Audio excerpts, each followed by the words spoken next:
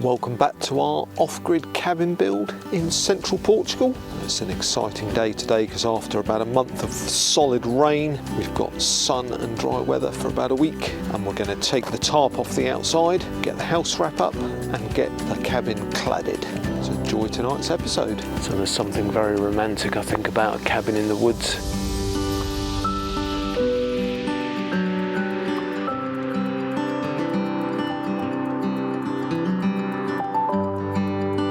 Something that I've dreamt about many times in the past, and I know that Missy and I have talked about it. And when you see images on Facebook and Instagram of beautiful cabins in a lovely setting, I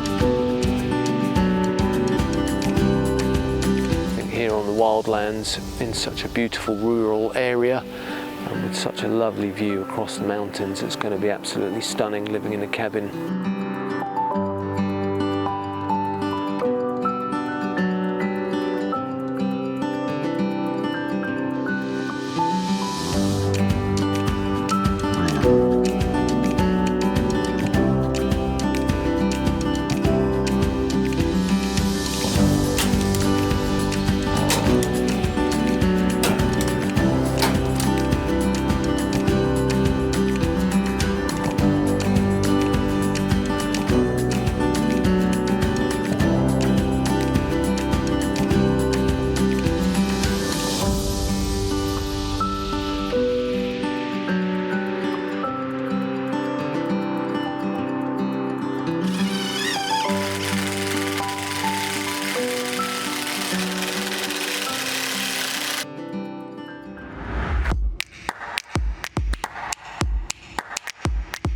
Taking you briefly away from tonight's video with a Wildlands specific advert where I'd like to invite you to join us on our new channel, the Wildlands Garden. All our off-grid gardening content, the food forest and the new market garden, all of that content would normally have appeared on the Wildlanders off-grid channel, this one, but we're now moving it to a dedicated gardening channel.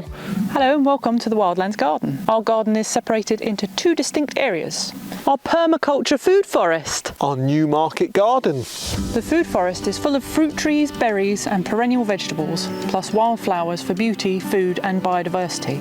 This garden follows the layout of our water capturing swales, and the beds are designed to be polycultures, a mix of plants all chosen for the part they play in creating healthy soil. The food forest is just 1 year old and is still a work in progress.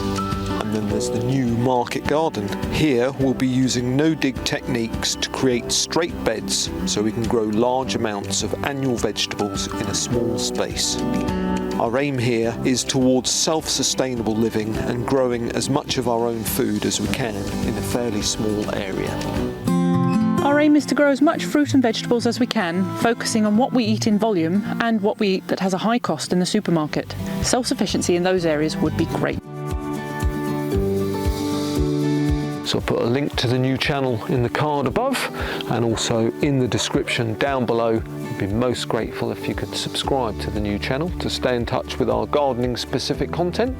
And I'm sorry to interrupt tonight's video, and hopefully you'll join us on our new channel and will continue supporting us here on the Wildlanders Off-Grid.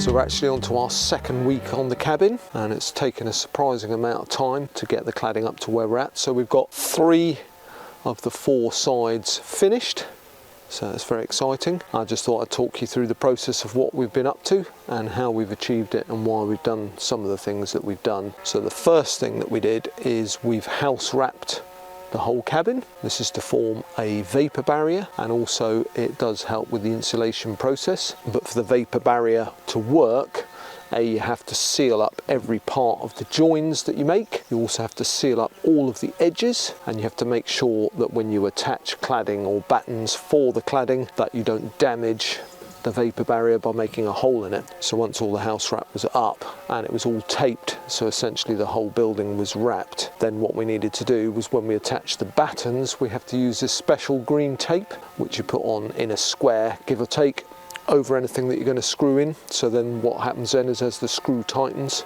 it creates a seal so that the hole that the screw makes into the house wrap is then sealed around the outside by the green tape, maintaining its vapor barrier integrity. So that took quite a long time to do. We also had to work out how we were going to fit said windows, so that in the event of heavy rainfall, the water would drain on the outside of the cladding and not inside the cladding. And we had many debates on whether we should or shouldn't have sills based on the weather here. And along the way, we also had many other debates on, should the cladding be screwed directly to the building or should we have a gap? So we decided in the end that it was far more reliable for the integrity of the wood and the cabin in the long run to have a gap between the house wrap and the cladding. So we put battens up first. That also took a lot of time. So we're on to our final stages. So today we're going to get up into the eaves above the ground floor and get that finished off.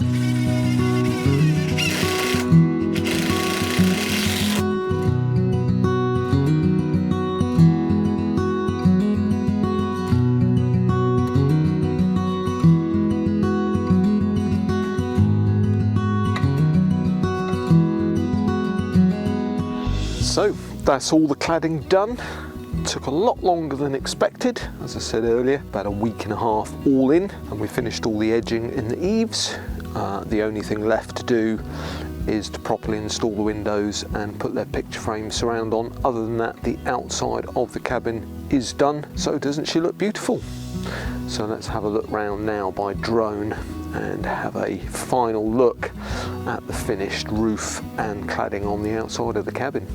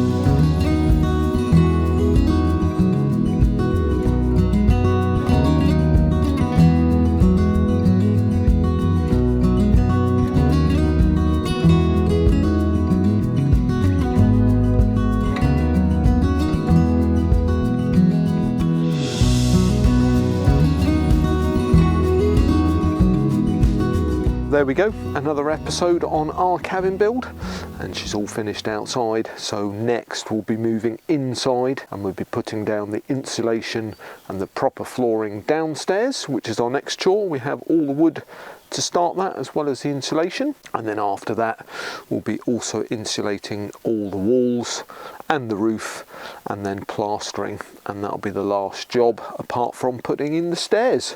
So lots to do.